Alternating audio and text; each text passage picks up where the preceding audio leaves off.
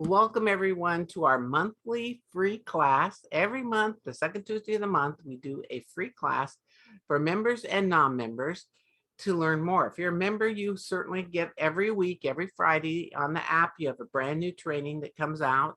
So I hope you're taking advantage of those. And if you're a member and you haven't done that, write to membership@dswa.org and Renee will support you to make sure you get that app so you can start getting that training, which again is just part of that $8.95 membership. So thank you everybody for being here with us tonight. So I'm going to share my screen and so you can see my PowerPoint and we're going to go from here. Let's see what I got.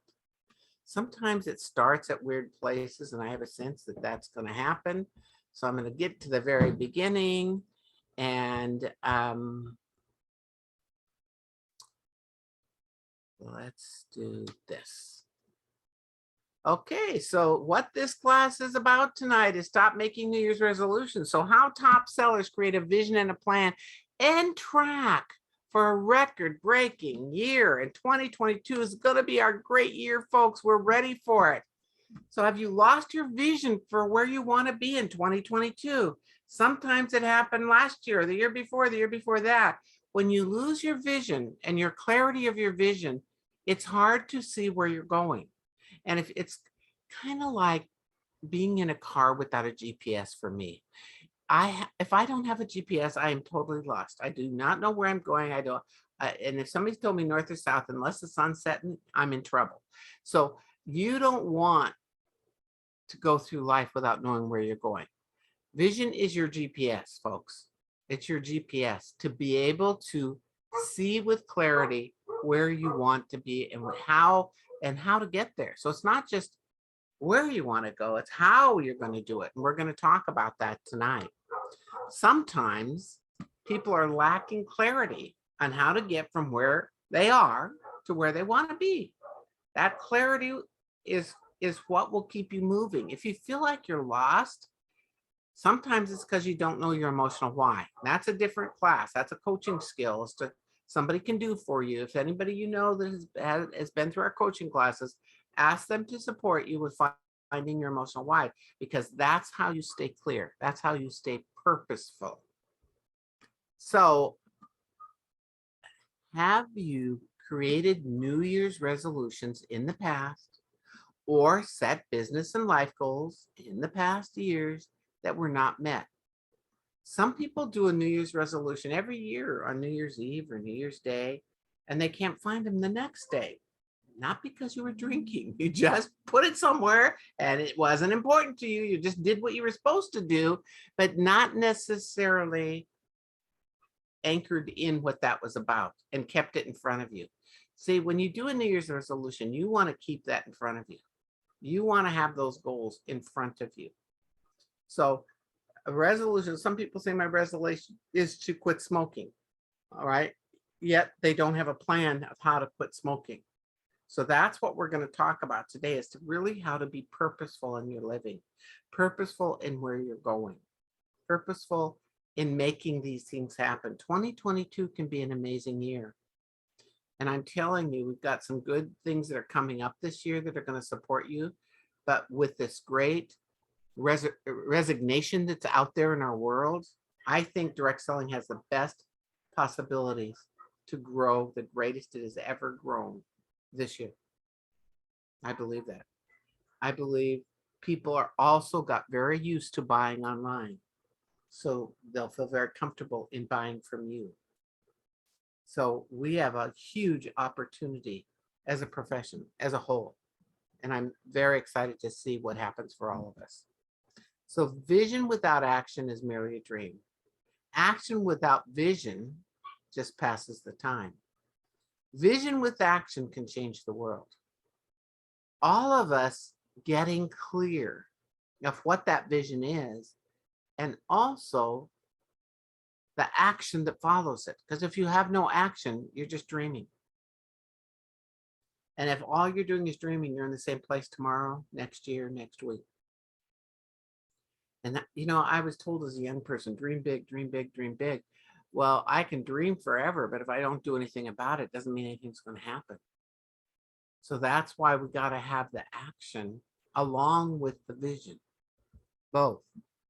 So what does that mean? What does that look like? It's the process of creating a new reality and becoming a goal getter. You know, there are lots and lots of people that are goal sitters. I'm going to go back because it somehow it skipped a slide for me.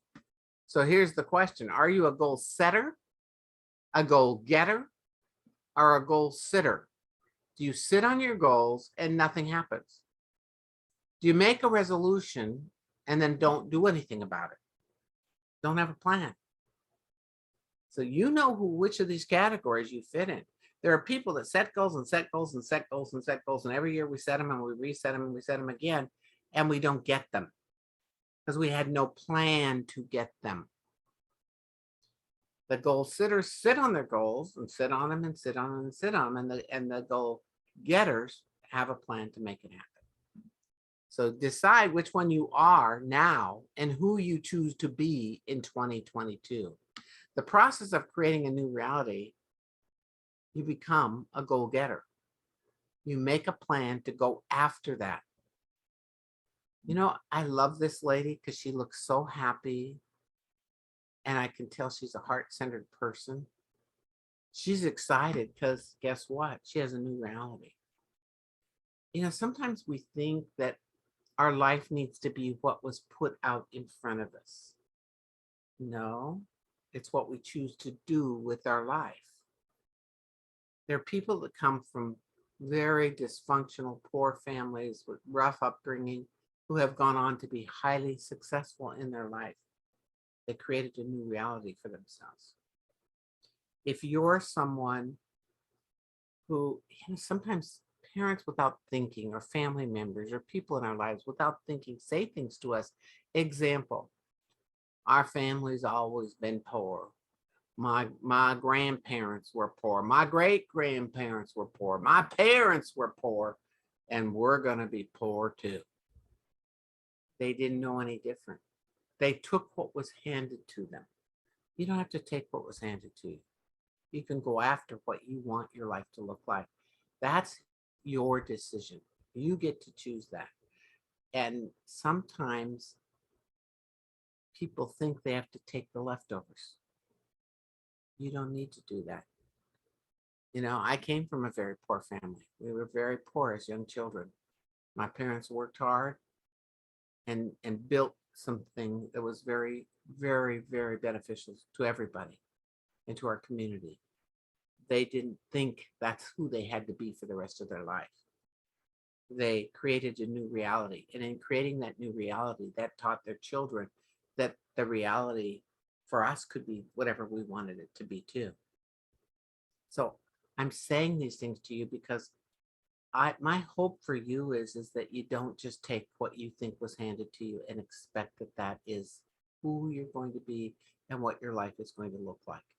You get to figure out something different. The question is, how do you do it? So I want to show you a model. Now, most people learn in models and metaphors. And I really didn't realize how powerful they were for people till I started using them a lot. See, this model is, I thought everybody thought like that. I didn't know that it was unusual. And then when I started to share, people said, I never had that thought. That never entered my mind. Now, some of you may have seen this. It's something else I did in the past. So I'm going to tell you to think about it in a little different way tonight. Pick the area that you know you haven't put a lot of focus on and make that part of your 2022. So here's where we're going to start. Imagine. Most people do not imagine. They don't take their imagination. You know, we wouldn't have ever had Disneyland if Walt Disney hadn't imagined Mickey Mouse and all the rest of it. He thought about what that could look like. So when you imagine, you're not necessarily in the picture. You are a possibility thinker. You're thinking about possibilities. So people who imagine, They see something as a possibility versus it could never happen.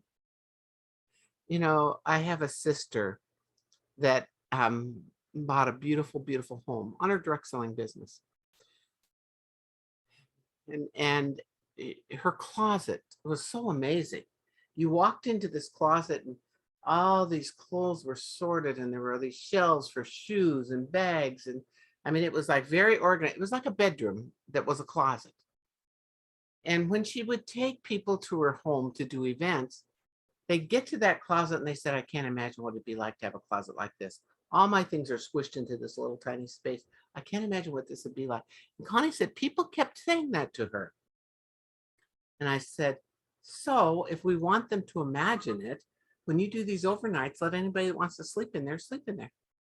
So all these women went into this closet the first night, and they slept in the closet, and they got up in the morning and they said, I can't imagine what this would be like.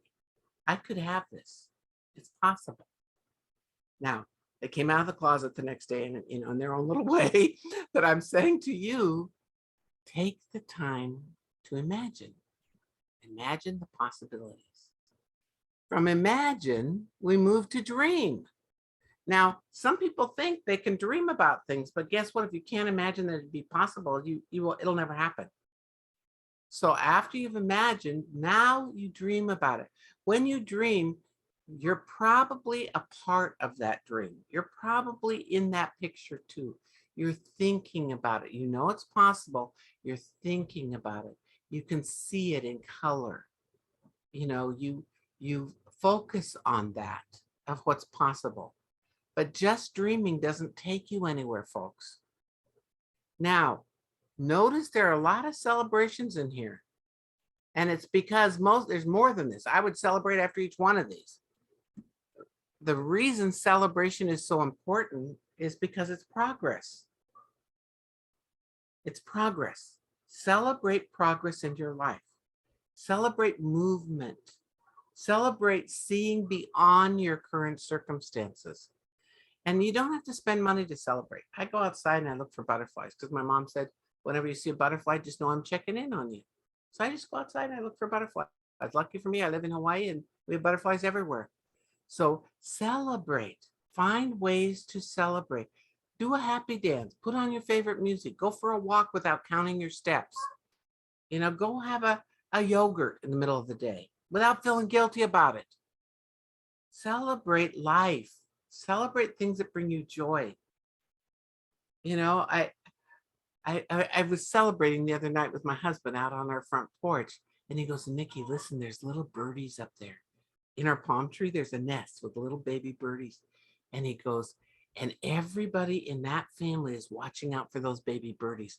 He said, watch, the mother goes and gets food, and the dad comes and sits right on the wire next to where they are and watches.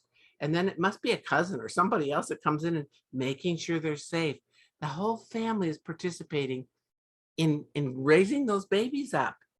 And he goes, wow, to celebrate life like that. And I thought, isn't that an interesting analogy? We don't take the time to notice the beauty around us sometimes, and the good things that are happening, and the little things that are happening. I love to celebrate. I love to celebrate with my family. And I make an effort to celebrate every day. I'll even ask, what's everybody celebrating today at dinner? You know, what are you celebrating? It makes them think about celebration. So all of us to be able to celebrate. From imagine, dreaming is vision. Now, in a vision, you are very clear in what that looks like. Now, sometimes it isn't clear in the beginning. It's starting to form. Now, we all know that without vision, you shall perish. And nobody that's here tonight wants to perish. I'm certain of it. And you don't want to be perishable. That's not a fun thing either. So if we have a vision, you will know where you're going. And see, when you don't know where you're going, you're lost and you don't have clarity. And you probably will never get there because you don't even know where it is that you're going. So vision is important. And in life, we must slow down so we can speed up. Slow down and create your vision for 2022. Now, it's not too late, still the first month of the year. Get clear with what that vision looks like and bring in color, sound, smell, all of those senses. You want to bring that into that vision because it becomes more real when it is a vision. I'm not an artist. Everybody else in my family was an artist, but I'm not artistic at all. I can create designs like this, but ask me to draw something, I'm not good at that. And I just have to tell you the story because it is pretty funny. I took my mother to the Shakespearean Theater in Ashburn, Oregon, when I graduated from college. That was something she'd always wanted to do. And we're walking through town and we go into this little shop and she goes, "Oh, Nikki, we girls could have a shop like this. Connie could do her stained glass windows and her jewelry. Cindy can do her watercolors." She said, "Lori could do that awful modern art that people want to pay her for that is ugly." And she said, and she was an oil painter and a China painter and everything. She says, "And I can do my China painting and my oil." And then she looks at me with this very blank look. And she said, "And Nikki, you could sell it. And you could do the books. This is a perfect match." Because I'm not artistic. That is not my strength. So vision for me, I don't draw a picture. I can see it in my mind though. And I write it out. And I can put like a mind map. So whatever that vision is for you, what works for you is good enough. Doesn't have to be somebody else's vision. It's yours. How you can hold on to that picture. And when you close your eyes at night, envision what that looks like. See yourself. Know it's possible. And play that picture in your mind. See, sometimes we play bad videos. Our vision is a bad video of something that didn't work, something that we tried before and that didn't work and that didn't work and that didn't work. So we keep having those come up. We stay in the same place. The vision must be to move you forward. Something that is moving you forward. Vision. Following vision is action, because with no action, nothing happens. What are you going to do? How are you going to make that vision a reality? How are you going to make it a reality? Because action, we either have action or inaction. Inaction creates no results. Action, the right action, creates results. So if I do an action and I don't get results, what would I do differently next time would be a great question to ask yourself. Self-coaching is a key to success, folks. You learn about that in all of our coach schools. I am just telling you, if you don't have an action that is giving you the results that you're looking for, then what will I do differently next time? How can I adjust the action that I'm taking to get better results? Ask yourself those questions. Action is an important facet here. Then it's engaging other people in our vision and the action that we're going to take to get there. If you don't keep casting that vision out, your family's not going to be on board with you. Your team won't be on board with you. So the idea is we just keep putting that vision out to the team. We've engaged them. They know how they're going to participate in that vision. It's not me doing all the work. We're all in the same picture together. I've got to engage people or it's me doing it by myself. And that is not an easy task, folks. So we want to engage our team and our family and others in the vision, keep casting it back out so that they are going to be a part of it. Now look down here is goal setting. Most people start with goal setting. Well, what are you setting goals? You don't know where you're going yet. You don't even have a vision, but you're going to set a goal? No, goal setting comes after vision. Don't start with goal setting, folks. Work with people in your family, on your team, and yourself, and getting clarity around a vision before you can ever set goals around it. And see, the goals, you want to celebrate that you at least set the goals and that you're working towards that. You see, this process is different than what most people do. It's out of sorts for most people. Then you have a plan. How am I going to do it? and by when? What is that going to look like? And what adjustments must be made in my action to get me where I want to go? So if I don't make adjustments in these actions and I'm not moving as fast as I want to and getting the results that I want, if I don't make those adjustments, I'm not going to get there. And people think, oh, that's not good that I'm having to adjust this. Oh no, it's a good thing. You're smart enough to figure out what I've been doing isn't working. So I'm going to adjust my actions and do whatever needs to happen to create the results I'm looking for. Now I'm going to say this. If you do not track your results, you don't have a method for tracking, if you're not writing it down, if you're not looking at what your team is doing, you're not looking how your family is participating in this, because see, your vision's got to include them, folks. Otherwise, they're watching you do it and they think it's only for you. That's why we call this our family business. This is our family business. And when you use that term, they begin to see something's in it for them. And then track. So I'm going to share a story here. Some of you maybe have heard this at some point. When we first started DSWA, it was slim pickings. Nobody knew who we were, what we were doing. And so we didn't have a lot of members. So we made this like a thermometer and put it on the wall. And every time we got one new member, we put a little line in there. If we got two, it was a little bigger line, but it was still down in the bulb for a long time, never got up into the regular part of the thermometer. So our grandbabies, in fact, one of them said this, Mimi, I went up in that office. Now, just so you know, there were 8 of us living in a 2-bedroom condo and running this international business from a 2-bedroom condo with 1 bathroom.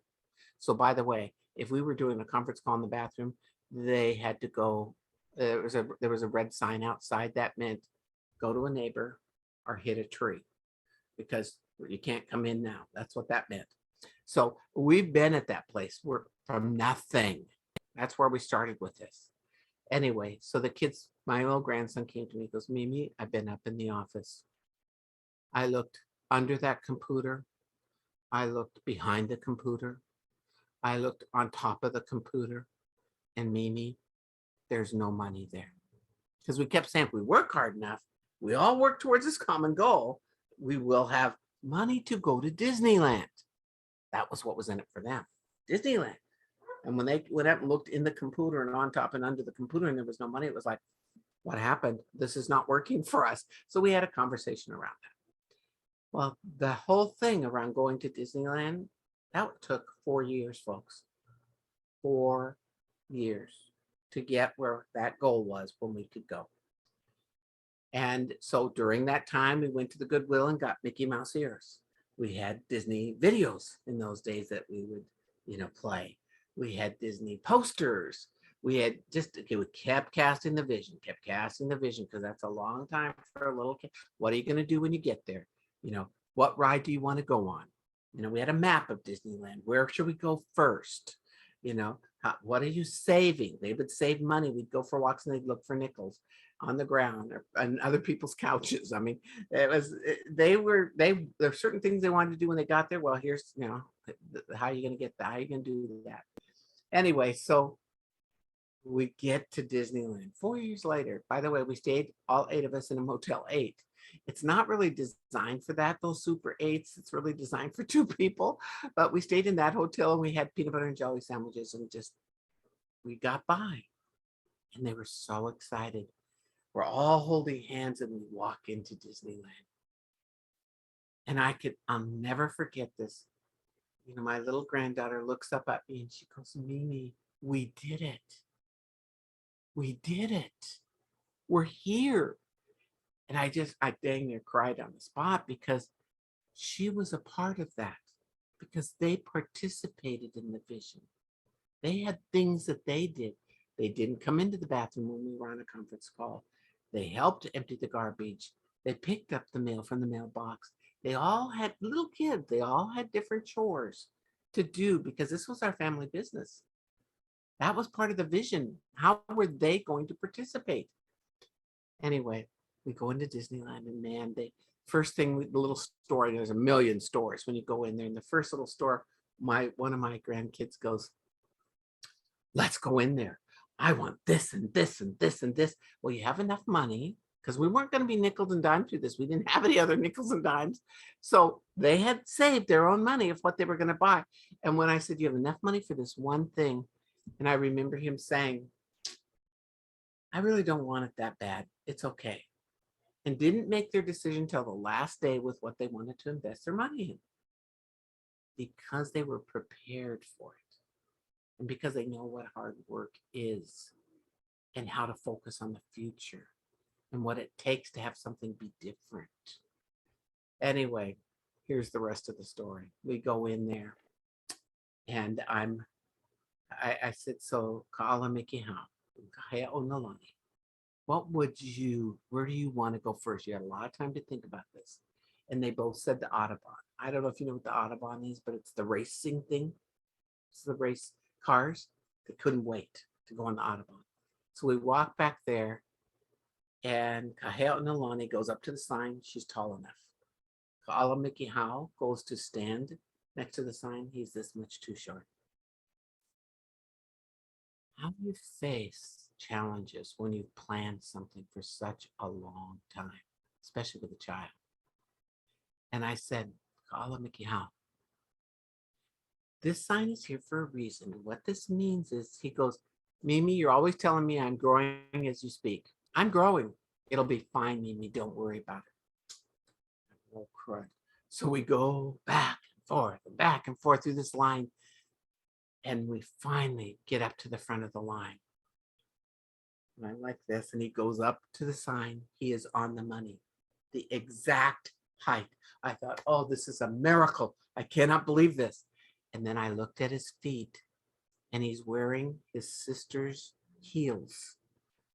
And they're pink, and they have boa feathers. And he starts running, and the feathers are flying, and he's running to the Audubon, to the car. And we get in there, and he looks at me and he goes, Mimi, I know you always say, that, to tell the truth and to be honest and all that stuff. And he goes, I had Kahea read the sign, and it never said you couldn't wear your sister's shoes. It never said that. And he goes, you always teach us there's always a way when you're committed. I was committed. That's it. Let's go. I'm driving. And we took off. And what a lesson. What a beautiful lesson. You see, though, if they couldn't ever imagine what it would look like, and moving out of a 2-bedroom condo, if we weren't dreaming about the possibilities, if we didn't celebrate along baby steps along the way, we didn't have a vision, they weren't part of the action and doing that activity so this would happen, we didn't keep engaging them and casting the vision to keep them going no matter what, we didn't have goals. That's what that thermometer was a goal. We would celebrate if one person joined, one. And we had a timeline. We didn't know when it was going to happen. We just knew we wanted it to be less than 5 years. And that's what we told them. And sure enough, we were tracking every day.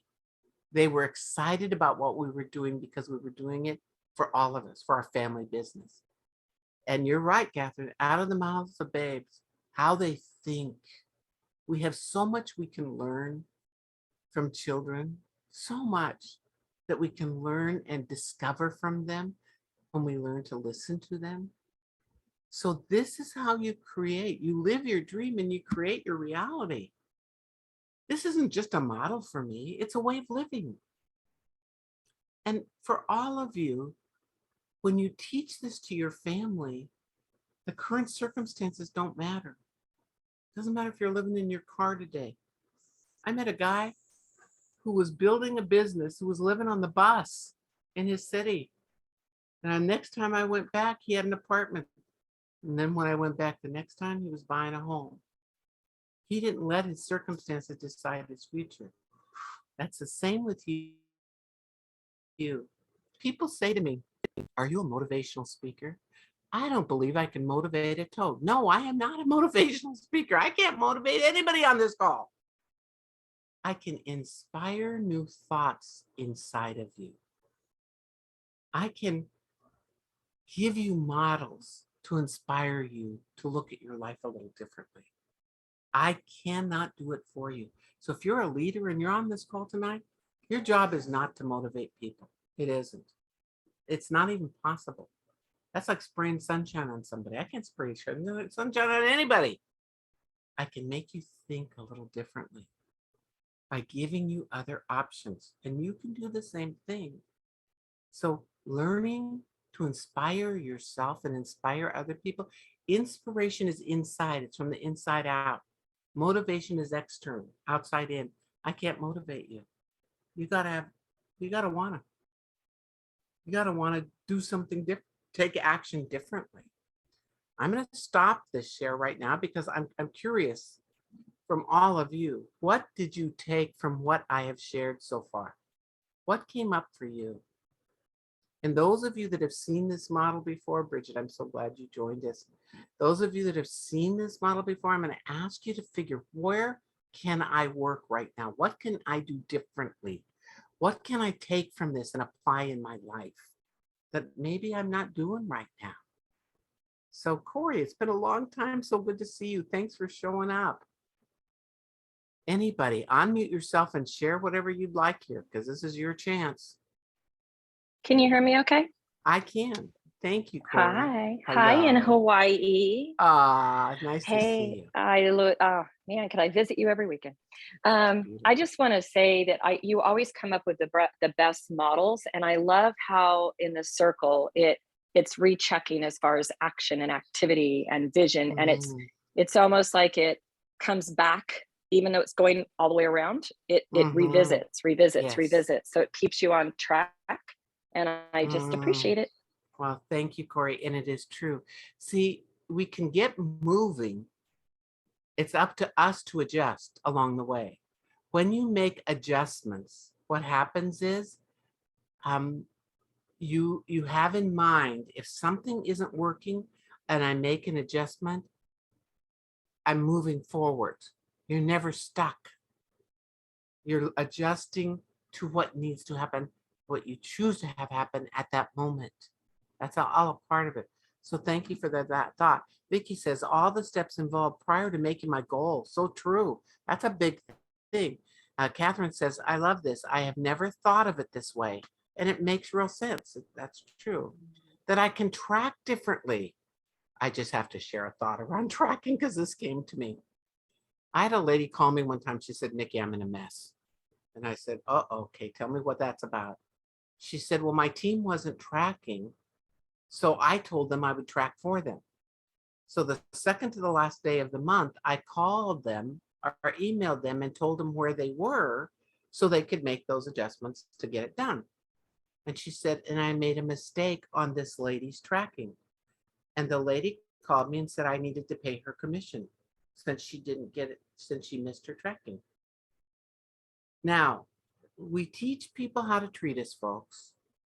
We teach people how to be responsible. We are not responsible for the success of anybody else. Everybody in this business is an independent contractor, and they're responsible for themselves.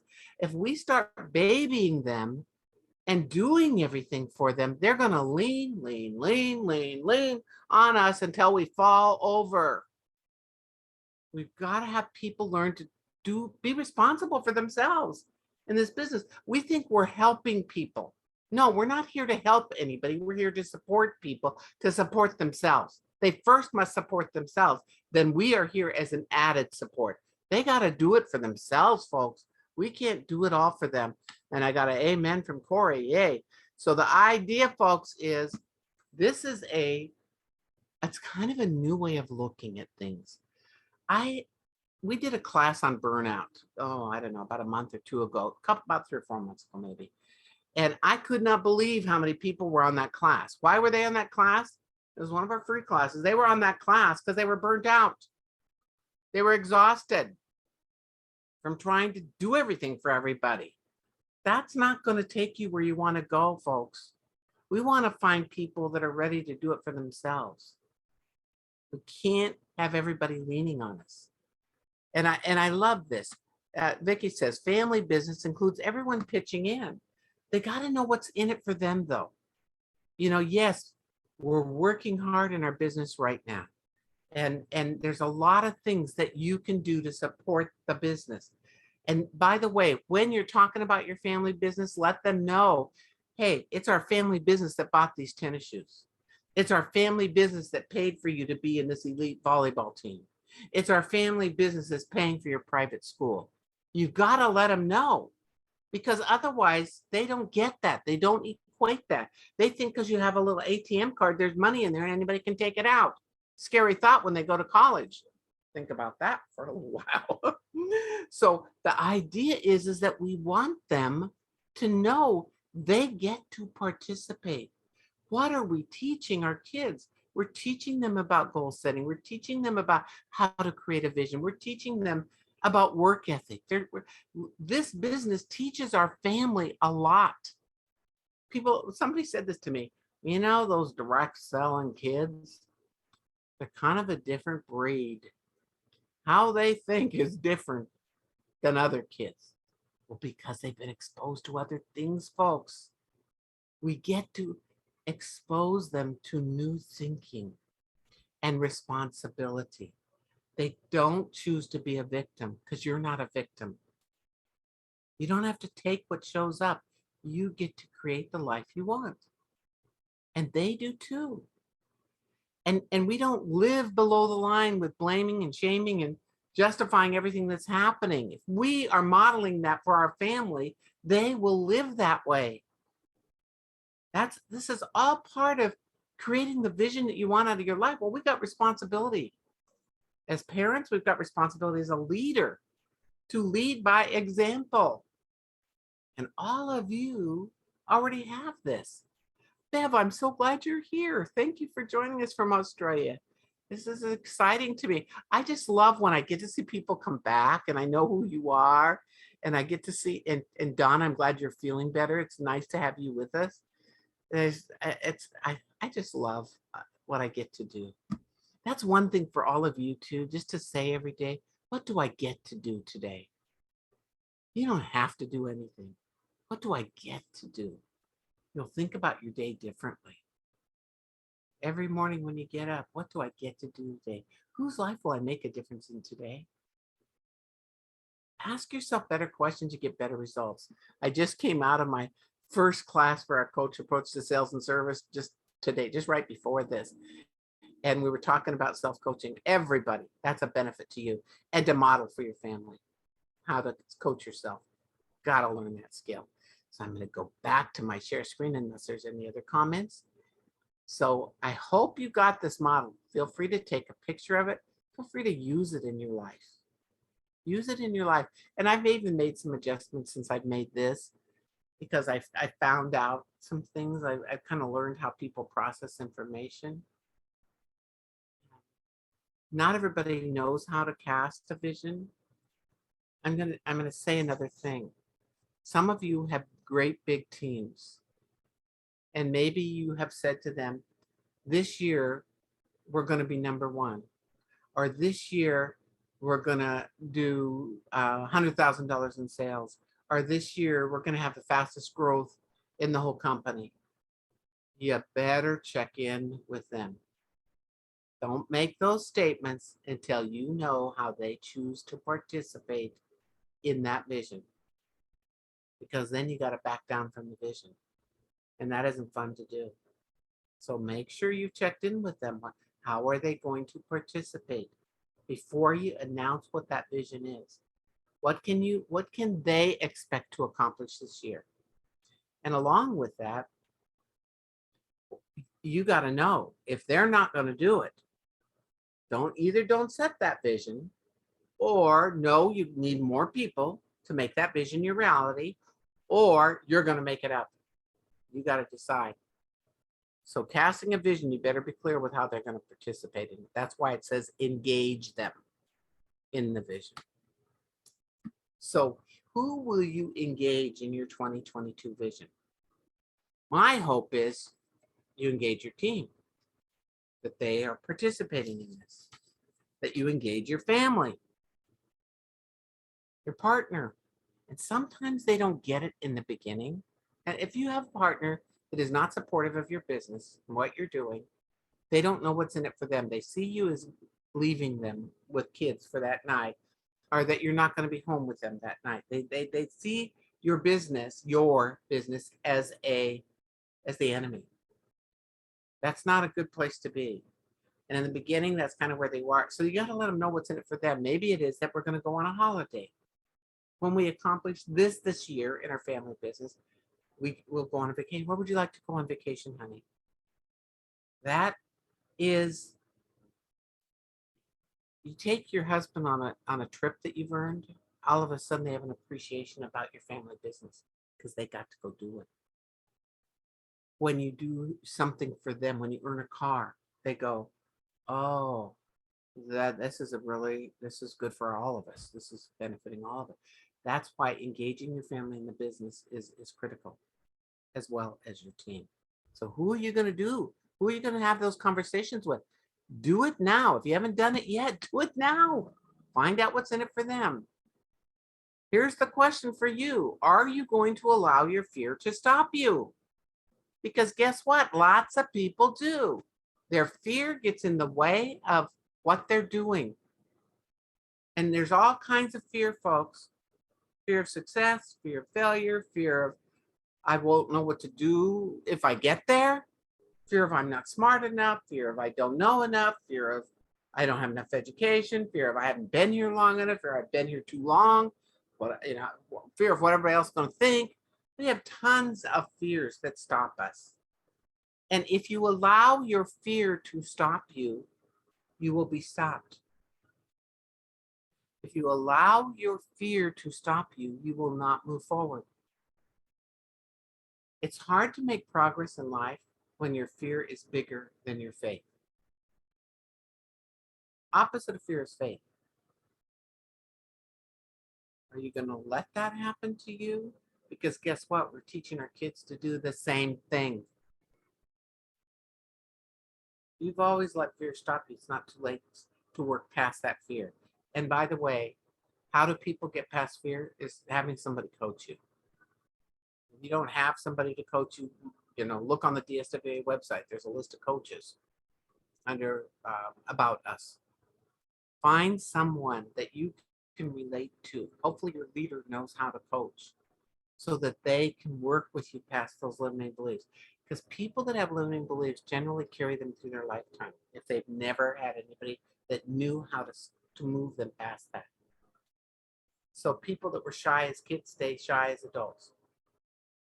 If you're talking in front of people, you don't talk in front of people as an adult. Somebody didn't know how to do it.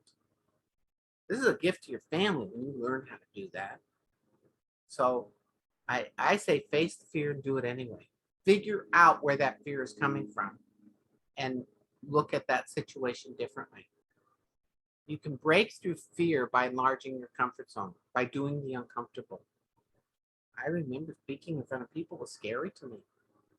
I mean, frightening. Like my knees would shake and I would stutter and I couldn't even say my name. Try saying Keohohou when you're nervous. It's very, very difficult. I'm just saying. So if you want to get past the fear, you make that decision and ask someone to support you doing it. Because it's not going to serve you. It's not going to serve you long term. I remember when I was a kid, I was an athlete. And I was a competitive diver, a competitive swimmer, and from a very young age. And the first time I dove with a very difficult dive, high difficulty, I went straight up and came straight down on the board. Blood everywhere. This tooth came out. I have a scar here. I lost my tooth. It came out. My skin broke my skin. And I got to the edge of the pool. And my mom jumped the fence and came over there to see me. She said, "Nick, you got to get out of there." And in those days, we weren't afraid of like, COVID or, blood and contamination. They didn't think about that stuff. And my mom said, "We're going to the hospital. We need to get that stitched up." And I said, "No, Mom, I need to get back on the board. I want to get back on the board. If I don't get back on the board, I don't know if I'll ever dive again." And my coach said, you know, Nikki, that's a wise decision for you. You don't need to do the same dive, just do a dive. I got back on that board and I did not as difficult, but I did a dive. Probably the blow wasn't so good, hitting my head in that on the water, but I did it. And so I was able to continue as a competitive diver because I never let that fear stop me or get in my way. Catherine says fear is false evidence appearing real because it does look real to us. We've convinced ourselves that it's our truth. So I could have thought if I dive again, I'll be hurt again. I didn't let that false evidence be my future. When in your life have you let that evidence be what you chose to carry forward with you for the rest of your life? Probably was not one of the best things for you or for somebody else. So, what are you going to think and do differently in 2021? Or 2022. Ask yourself that question. Because if you want different results, you have to think differently and do differently. It can be a similar thing, a stretch beyond that. What is beyond whatever happened in 2021? Not just, I'll get by. You know, there are people in life who survive, and there are people in life who thrive. If you're focusing on survival, you'll probably keep doing what you've been doing to get by. If you're focusing on thriving, you're going to find a way to be more efficient, more effective, save yourself more time, ways to make more money. You'll find those things. You got to think and do something a little bit different in order to have different or better results. If something's working for you, keep doing what you've been doing with the working part. The part that's not working for you, it's like people that think I had such a great year and I'm exhausted. I burnt myself to a frazzle. I am burnt out. So the question for 2022 is, how can I get those results with less effort? How can I get those results and have it be joyful? What can I do this week to get amazing results? Either those results are better and enjoy the journey. What can I do? You ask yourself that question, your brain will search for the answer. You'll find it. It's how we think. It's what our results, it's all tied to our results because whatever you think moves to how you feel. However you feel has a lot to do with the action you take or don't take, which equals the results that you get. You want better results this year, have a clear vision. Go through that process, get a clear vision, engage your family, engage your team in that vision, and track yourself so you know where you are. You don't want to get to the end of the year and you said we're going to do $200,000 in sales this year, and you get to the end of the year and you're at 50,000. Well, you weren't tracking. And teaching your team to do the same and teach your family to do the same.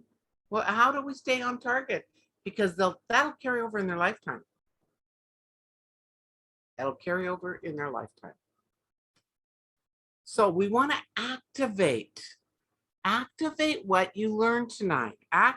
Do something with what you've learned.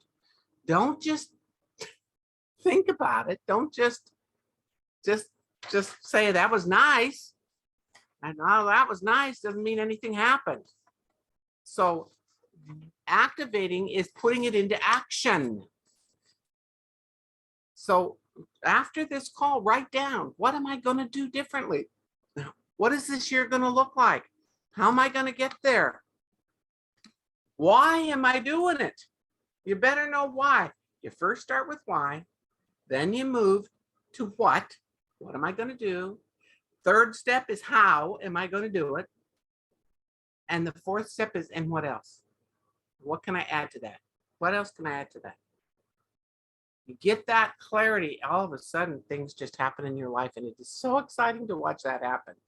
I am curious for what your insights were. What did you hear or see today that you're going to take away and do something with? You can type it into the chat box if you'd like. Insights are very important because if there are no insights, I'm not leaving, because that means I didn't do a very good job of making you think. And that was what I was here for tonight, was to make you think and maybe get a new idea that you could implement. I can't do your plan for you. You've got to do your own plan. You've got to figure this out with what works in your life. See, that's one beautiful thing about our profession. You get to work your business around your life. Not try and squeeze it in wherever you can, but so you have a life and there's certain boundaries around that life. You get to work your business around that, and your family life will find a way to work around the business too. When you have a big goal for this week or this year, they've got to know about it. They got to know what's happening. Inform them of what's going on. And I have a raised hand from Diane. So Diane, can you unmute yourself, please? Do you have something, or was that an accident? Under reactions is where you take the hand down if you'd like to. Otherwise, you can just unmute with it, which is in the lower left-hand side. Nina, you have something to share, and I also have some things in the chat box. What was your insight? I love what you said about creating the reality and celebrating. Oops, cut out. Things that, what? Did you get me? Up, I froze. Yeah, you froze. So try it again. Okay. I love what you said about creating my own reality and about celebrating life. And the other thing that stuck out to me was let's see, there was something that really, the self-coaching. I mean, I know I work with a lot of coaches, but I like the idea of self-coaching, because if I don't know what the heck I want to do or how to push myself, you know? Yes. Here's the thing about self-coaching. You have you with you everywhere you go, Nina. You're You with have you what? everywhere you have yourself with you every day, everywhere you go. Uh-huh. You don't have a coach sitting next to you every day, everywhere you go. So when you learn to coach yourself, you become self-reliant.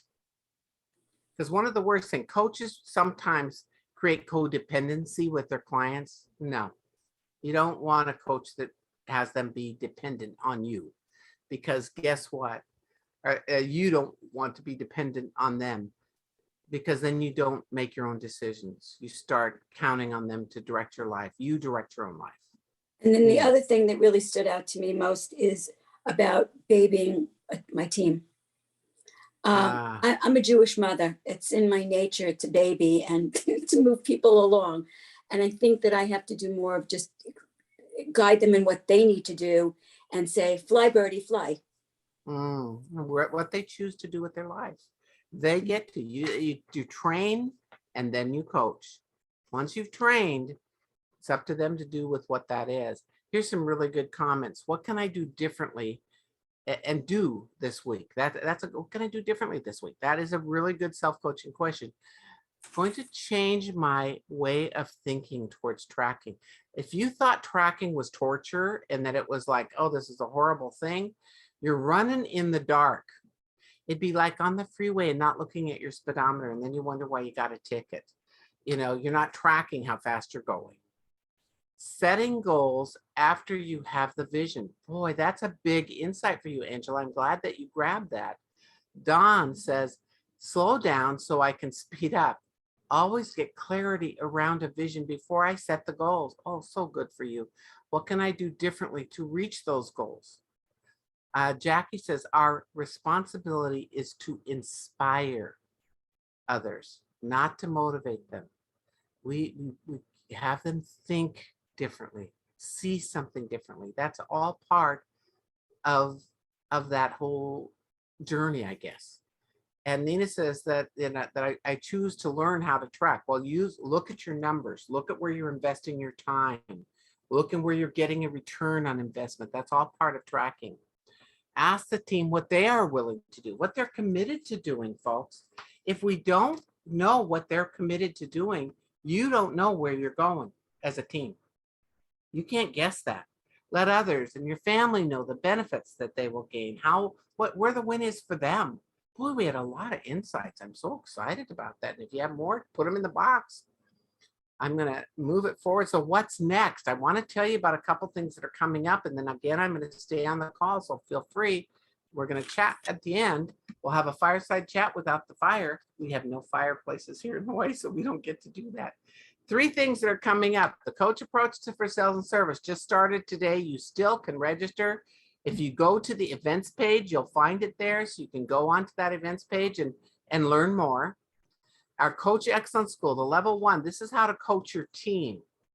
That starts February 1st to 22nd.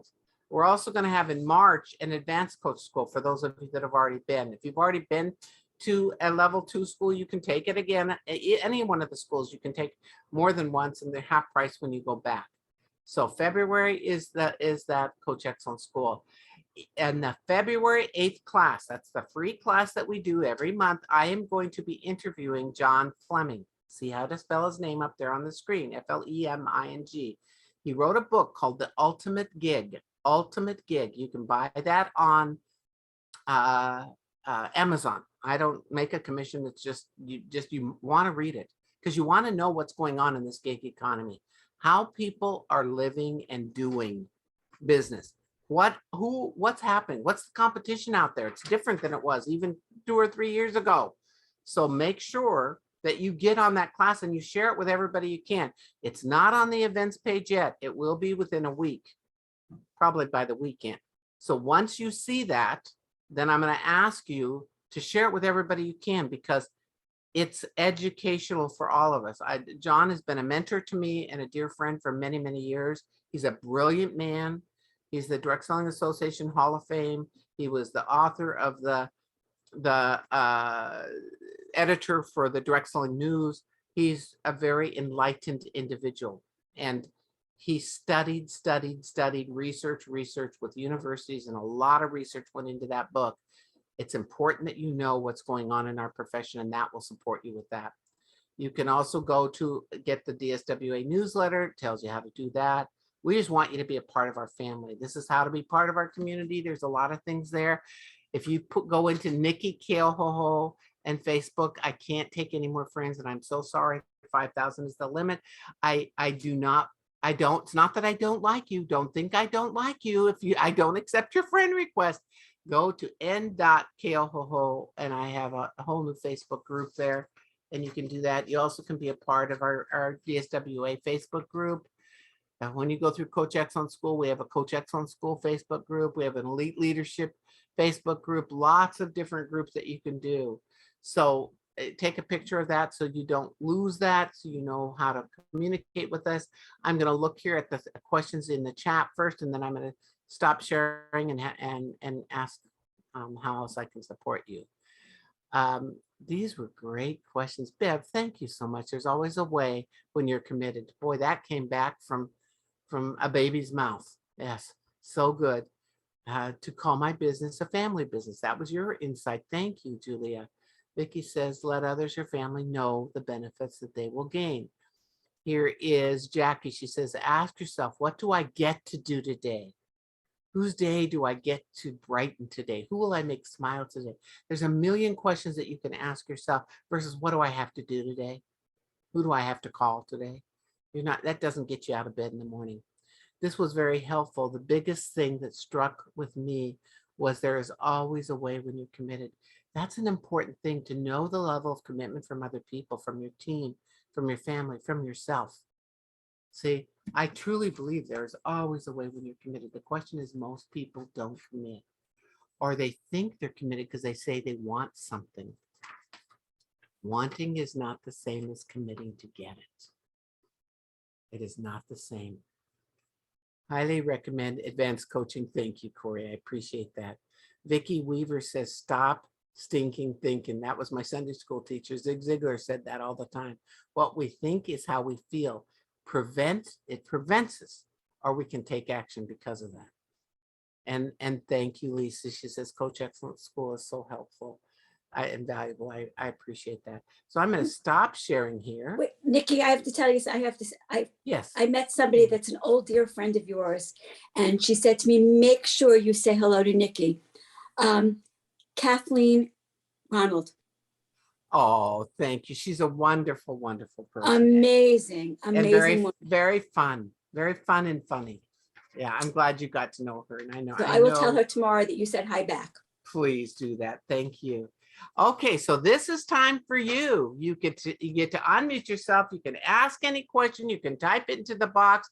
If you have something that is holding you back, a fear, anything that I can support you with or coach you through or do training around, I'm happy to do that. You know, we finish on time in our classes, and we also give people time to make sure that they don't leave here without what they came for. So it's up to you. So you can leave if you'd like. You will get the recording because you registered for this, and it's for you. It's we want people to show up on the call. Basically, that's it, so that they can get that recording. All right. So anybody have something? Either raise your hand or unmute yourself, because I don't think I can see every face here on the screen. You can raise your hand under the reactions. There's a thumbs up, there's a hand, there's a clapping, and raise hand. That's where it is under reactions at the bottom. Okay, so Diane, you had something you'd like to say. Yes, you have a real hand and it wasn't an accident. So good to know. How can I support you, Miss Diane? So can you hear me? I can. Okay. I'm a beginner. I mean, I don't even know how to do the comments. I don't know where I'm supposed to make comments. How do you do that? There's a chat box at the bottom, kind of in the middle. 1, 2, Oh, okay. 3, 4, 5. That's where you type in. You can type in a comment that goes to everyone, or you can type in a comment just to me. Okay. Okay. Thank you. I'm proud of you, Diane, for stepping and enlarging your comfort zone, because this is new to you. That's exciting. Great. So anything else you wanted to ask or share? Well, I will just say that I don't think it was new to me, but it was a realization to me that instead of starting with goals, to start with imagination, to imagine. I hadn't put that together. Most people haven't. Most people haven't. So I'm really proud of you that you thought through that. Doesn't matter how long you've been doing something, or doesn't matter your age, doesn't matter any of that stuff. What matters is you are open to learn today, and that you're willing to enlarge your comfort zone today. We all can learn from each other when you come with an open mind and an open heart. You will always receive what's meant for you. If you come with a closed mind and a closed heart, you probably weren't here because you thought you didn't need it. So those of you that are here, you probably have a real open mind and open heart. So thank you. Yeah, I have a comment for Yes. Diane. Yes. When I was hearing her say, I don't know how to type into the chat, all of a sudden my wheels went backwards and I said, oh my God, that's where I was 4 years ago, where David Simney said to me that I needed a Facebook tutor because I didn't know even how to save a post. So Diane, there is hope, you're going to get it. And now I'm mentoring other people on how to do direct sales in the direct sales business. So wonderful. Good for Thank you, you. Nina. And for everybody else, if you're not using through DSWA, one of the benefits is the working live platform for Zoom. And with that platform, you also get a whole library of videos of how to use Zoom.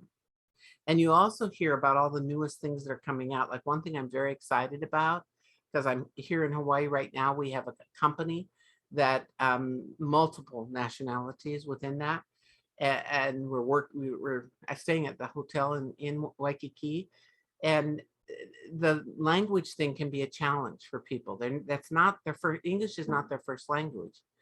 And there's another tool that you can use, one just now that is available that I haven't been using, is how to it's live transcript. So it shows, I think at the bottom, you can have somebody live transcript for you, translate for you there. Also, you can put in, you can have your words show up on the screen, but what's going to happen in the next probably year is you can go into the main room and there is simultaneous translation taking place for people that speak all different languages. So, and this will save you a lot of money, this whole working live platform. If you don't have it, you can put thousands of people on your Zoom. And there's also another tool that's there that is an emotional intelligence tool. So let's say I'm on the line with Yvette and Julia, and we're doing a Zoom and I'm talking to you about my products, afterwards, I can get a report that can come to me that say, here are the best words to use with Julia. Here are her hot buttons. It gives me insight in how to communicate with Julia. Isn't that interesting? That's part of that package. So you can find it if you're a member of DSWA for $8.95. It's available. But I'm also going to tell you one other place that you can go. If you go to, it's dswa.workinglive.us. If somebody could type that into the box, dswa.workinglive.us, but ask for a password, it's DSWA. So go see that, because you'll be really, really impressed with what's available and all the benefits that are there, including our insurance. Who else has a question or a comment or a thought? Oh, I have Yvette's hand up. So Yvette, what would you like to share? You want to unmute yourself first. Thank you. Hi, Nikki. It's nice to see you again. Thank you. And I wanted to share with you that after our meeting on Saturday, I had gone to a restaurant yesterday and I met a wonderful waitress and she joined my team. Oh, isn't that beautiful? And when you said less is more, that's exactly what it was. Less is more. Good for you, Yvette. You implemented, you put it into action right away. Yes. And you didn't let what anybody else thought Right. About your success stop you. Right. I'm really proud of you, Yvette. Thank you are an implementer. You find a way to make things happen. That's so Yep. exciting. You made my day. Thank you, Yvette. I thought I'd let you know that. Thank you. Bridget, you had a question? You have your hand up or a comment? You know, I have to ask a question or make a comment. You I know to do that. I know that, Bridget. I always gain so much. What is the difference between imagine and dream? They are very different. So imagine, most people say, I can't imagine what that would be like. They don't take the time to even think about it. When you imagine, you see something as a possibility. You're not a probability thinker, you're a possibility thinker, and they're two very different people. Probability thinkers think about all the reasons why something won't work. We tried it before, I did something like that, it didn't work, my family will never support that, all that stuff. Possibility thinkers see things as a possibility. They don't know how they're going to get there. They don't know what it's going to look like, really. They see it as a possibility. And if you imagine,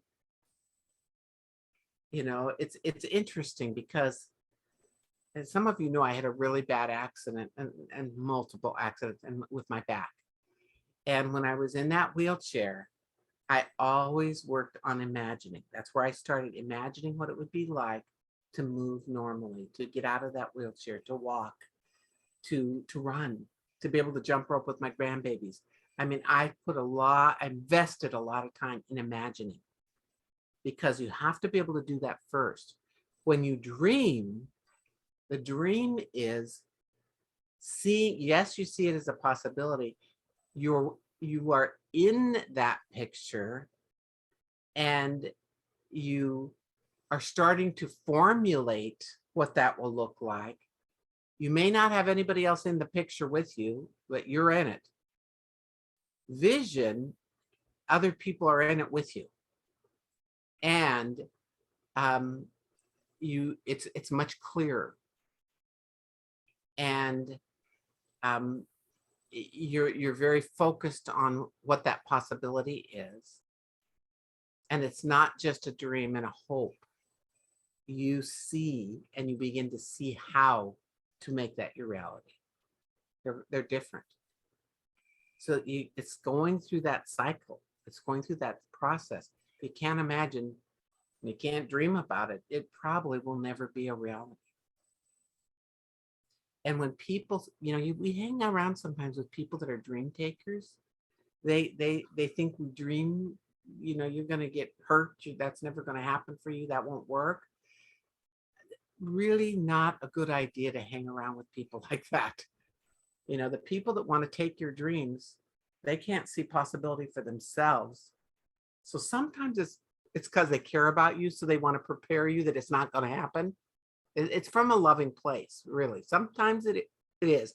Sometimes it's from fear that you might pass them up. Sometimes it's fear that, well, they could never do it, you could. So there's all different reasons why dream takers try to take your dreams. You cover your body, put on your armor. Don't let them in your head. Don't let them steal your heart. Don't let them steal your vision.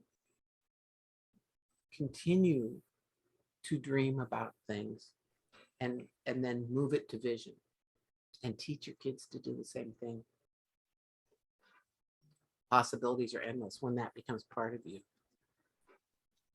Thank you. I got your message there, Nina. Thank you. Anybody else? What would you like to chat about? Or what would you like to be coached around? Or what would you like to work on? Thank you, Vicki. Love that. That was thoughtful. And thank you, Yvette, for typing the working life thing in the box. It'll save you money and time. Anybody else? Speak up. My mother used to say, forever hold your peace. Well, I don't want that to happen. I really want you to get what you came here for tonight. Nothing that's going to Okay, happen to you. Nikki? Safe. Yes, Corey. Okay. I hesitated to ask this question, but I'm going to ask it anyway. Okay. I, as you might know or not know, I do the business and coaching, business and personal coaching, and your training has led me so far. And I feel like all of my, here, let me do this too. I'm in the office now. Hi. Hello, we see you. Hey. And so I do the coaching, and then God put it on my heart to start the podcast. So I have a ministry, which is a podcast. Mhm. And then I have the accountability club, which is a third business. And I've always coached people. I try to encourage people to do one thing and do it well. So I've already, done differently. However, my husband got diagnosed with cancer last February. And for quite a few months, I was not doing anything except for going down to Irvine and, doing treatments and stuff like that. And so I got in the habit of just all of the attention and all the stress level, with what that's surrounding. Now he's okay. He's got clean PET scans, clean ultrasounds. However, our daughter got married New Year's Eve. And so I understand coming off of that, but I feel, and it's only been, 2 weeks, but still, I'm used to being this overachiever and trying to, do things and be very organized. And I feel that I've kind of lost, and I don't know if I'm still stuck in, if I'm nervous to get back to work because I feel like I'm letting something drop over here with my husband, even though he's fine, or if I'm just so used to it because it went on so many months. He is retired and I'm not. So that might be part of it. Like, I feel like I'm missing out sometimes, but I'm not working to the caliber that I'm used to. So I would love to hear your thoughts. When you say you're not working to the caliber that you're used to, was that the caliber of work that you wanted to be doing in the past? Before he got diagnosed, I feel like I was almost working to the I was way higher caliber, but I was not real. I'm pretty, detailed. So I probably was not quite working up to the caliber even before his diagnosis. Not quite. Who determines that caliber of work? I feel like it's up to me to determine how the prioritization happens as far as personal and business and what to give attention to. But I do feel like there's a reason why people don't, you do feel torn. However, I can't argue with God, so that podcast can't go anywhere, and it's going great. And so that I love it. but I love the Okay. coaching and I love the other stuff too. So when you're in your joy zone, in a Mhm, really good place, what mhm. does your life look like? It would look like I would have time for my, I think it's just going to take, well, anyway, to go where you're going, probably time with my husband to enjoy fun stuff, to plan fun things, and also to schedule better where I, block time and the things I know to do and that I coach on to Mhm. do. I think it's the emotional tug. Like I think I kind of feel guilty for going back to work full bore. So what makes you think you need to go full bore? Um,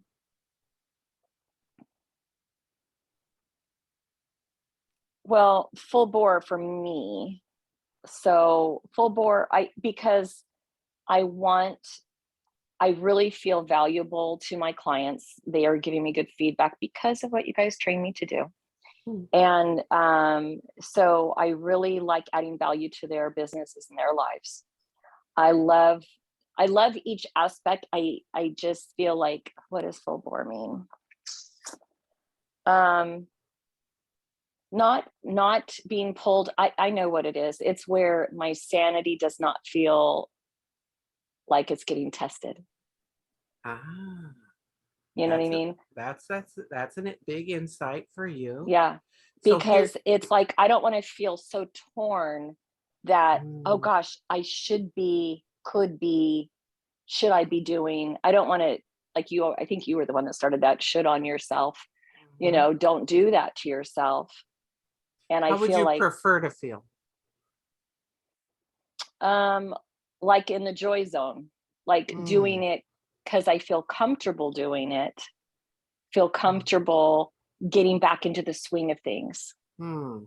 So what's in between doing nothing and full bore? Kind of what I did today. Hmm, Was just, okay. I'm just starting to, I feel like, and, it might be a little bit of the emotional stuff from the wedding and coming down, seeing my husband dance with our daughter when he was diagnosed with cancer last year. That's a biggie.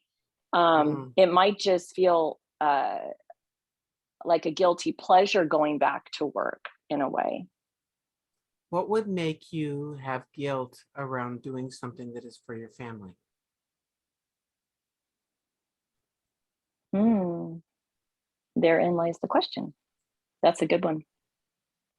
Hmm. Something to ponder. Yeah, I Because see, appreciate that. I will what spend time on that one. when you have guilt, it takes away the joy. Right. Takes away the joy. How would your husband want you to enjoy life? Um, he's the kind, we've been together 41 years, so he wants me to do whatever gives me joy. Hmm, I think I've taken care of him because I was the researcher through the whole process, and it's been going mhm, on almost a year, and he's still doing some stuff down there, vitamin C and stuff. So I feel like I was the one taking care of him, researching, looking into doctors. Okay, this place looks good. And I was driving him down for treatment, and I was being such a caregiver. I feel like you, it's a transition as far as getting back to work that mhm. feels a little bit not right, you know. I get that. So, how are you going to let him care for you now? That's a good one too. Maybe I'll go ask him after I get off this call. And what do you think it would do for him to know that he could? Oh yeah, that okay. Now, yep.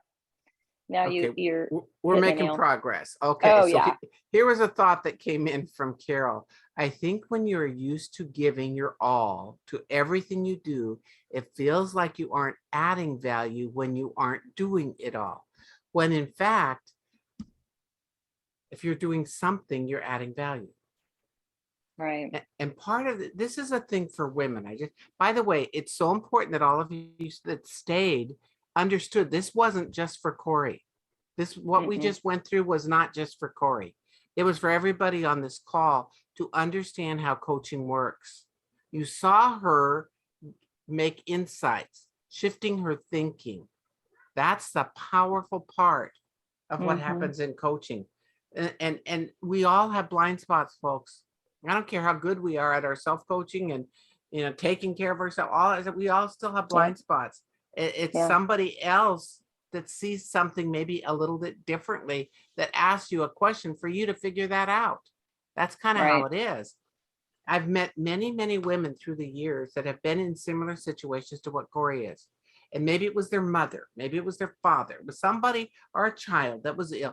They take care of that person. They're all in over here. See, a lot of people are all or nothing people. They think they got to be doing it all, or they do nothing. And then when they're doing nothing, they're feeling guilty, like they should be doing something, but they don't know where to begin.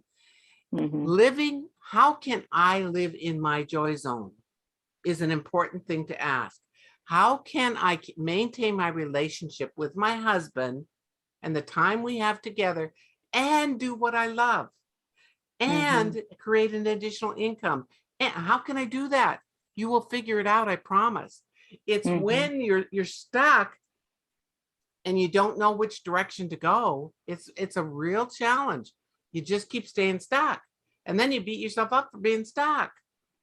And I think it's the crisis mode too, to add on to what you're saying. It's like, I feel like when it's such a crisis, you know what I mean? And like, let's say you have a child that's sick or a parent who's sick or my husband or some different thing. It's such an all in, you do have to stop everything. There was there was 4 days a week down and other days that were sick and, buying, just all the stuff.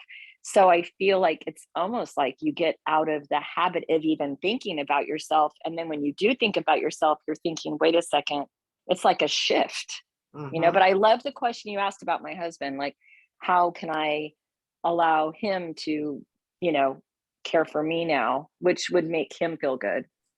I'm telling you what happens when we take over the lead in caring for our spouse.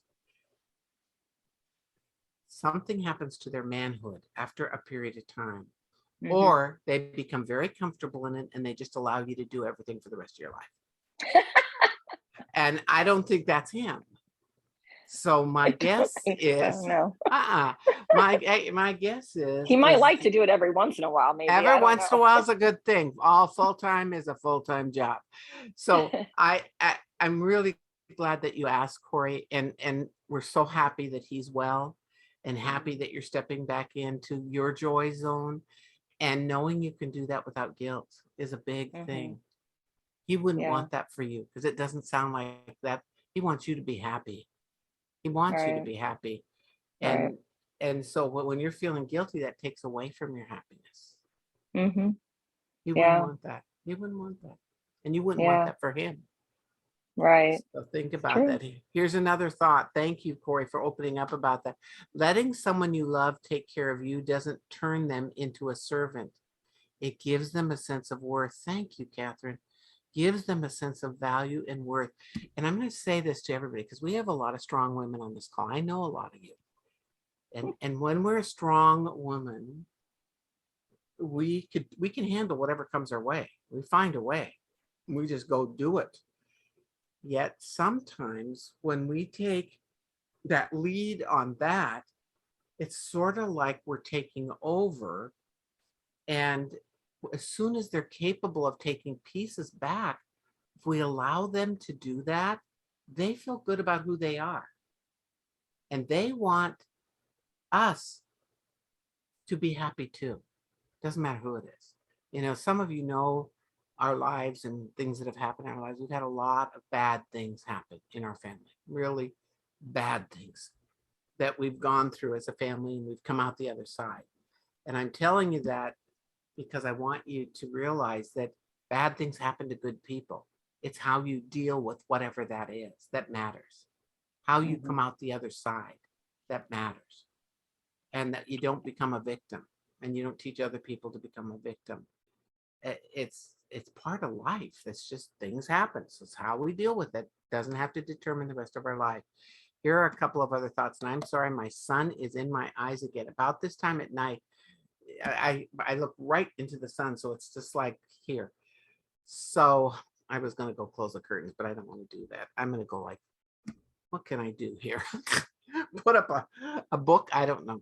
Okay, I have a thought here from someone. I think when you are used to giving, that's what that was. I answered that one. Letting someone you love take care of you doesn't turn them into a servant. That is a big, important thing. And they don't feel like that. They feel excited that they can return that they can reciprocate. It's a good thing. Anybody else with something different? That was a coaching conversation. We didn't do good. We didn't do agreed action and accountability, which is a final skill there. I'm going to say this for you, Corey. When are you going to take the time to have that conversation with your husband and think through how you're going to deal with your current situation and his situation in the near future? How are you going to do that? As far as when I can talk to him, I'll probably talk. He's in the other room, and he knew I was on this call. So, you know, I was just, you know, in there with the earbuds in.